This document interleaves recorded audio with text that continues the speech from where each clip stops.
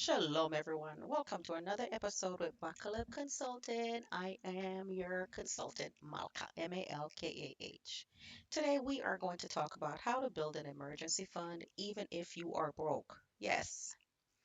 So let's just be honest. Most people don't have a financial problem because they spend too much. They have a problem because when something unexpected happens, there's no backup, there's no savings, there's no cushion, and they have no breathing room. So today we're going to talk about how to build an emergency fund realistically. Even if money is tight, trust me, there is a little hole in there that you can squeeze something out of. Keep watching so you can find out how. Don't forget to like, comment, share, and subscribe. And Yahweh's first, the word made flesh, dwell among us. So let's go to Proverbs 6, 6 through 8.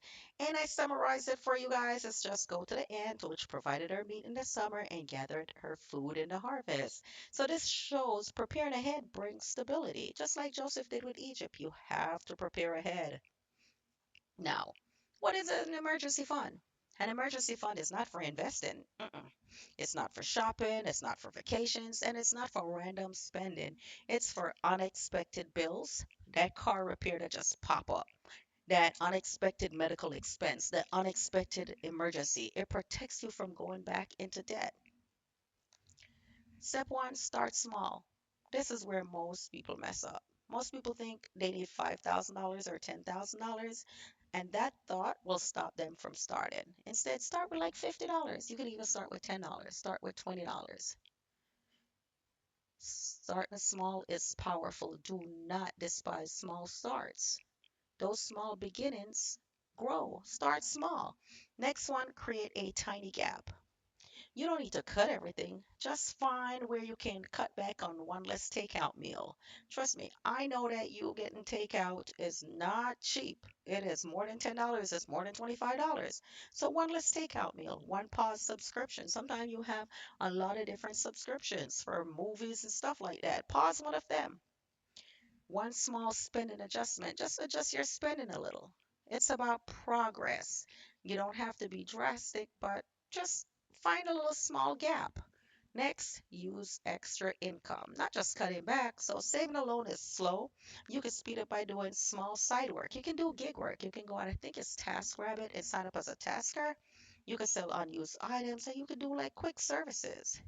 That's getting net you around a little $500 to $200 extra, and that can jumpstart your fund big time. Go take a waitress job at night or in the evening or on your day off. Sell lemonade, sell water. It's that extra thing that will give you that extra cash. Step four, set clear milestones. Don't aim for one big gigantic number. Break it down to, okay, this week I'm going to try to save $100, or every 2 weeks $100. This month 250, this month 500, this month 1,000. Each level gives you more security. You have to celebrate those milestones. And step five, protect the fund. It's critical. Only use it for real emergencies. Some people, it's like their mind is only built to or hold a certain amount of money, so they see it in their savings and they're like, oh my gosh, do I need to spend it? So they just spend it. No, it's not for your wants, it's not for your convenience, and it's not for your impulse spending. It's for real emergency. Those things that you don't plan for. Step six, keep it separate. Put your emergency money somewhere, not easily touched. A separate account, put it, they have savings app, and you can use the envelope system. Out of sight equals less temptation. Keep it separate because if you have it there and you see it and you're someone who don't know how to save, you'll be spending it. So keep it separate. Step seven, understand the real purpose. An emergency fund is not about being rich, it's about peace. It gives you breathing room, peace of mind, less stress, and more control when something happens. For those who don't have a brand new car, if your car breaks down unexpectedly and you need your car to go back and forth to work, hey, you take a day off and you have the funds to fix it, and guess what? You're alive. You're not back in debt. Your car is fixed and you can go back and forth to work. You can pick up the children from school, so forth. An emergency medical bill happened. Hey, there you go. Some people don't have insurance, or some people insurance don't cover all. There, you have that emergency funds.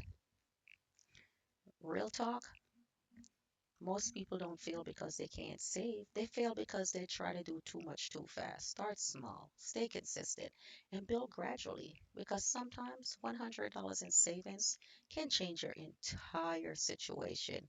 Glory to Yahweh. Amen to that. Praise Yahweh. All right. This is Malka from BahtKaleb Consulting. We can reach us at bahtkalebconsulting@gmail.com, consultant at bahtkalebconsulting.com. Go online to www.bahtkalebconsulting.com. Don't forget to like, comment, share, and subscribe. Praise Yahweh, glory to Yahweh. Hope this message reach you. For those it'll reach, take it to better yourself and our nation as a whole. Praise Yahweh.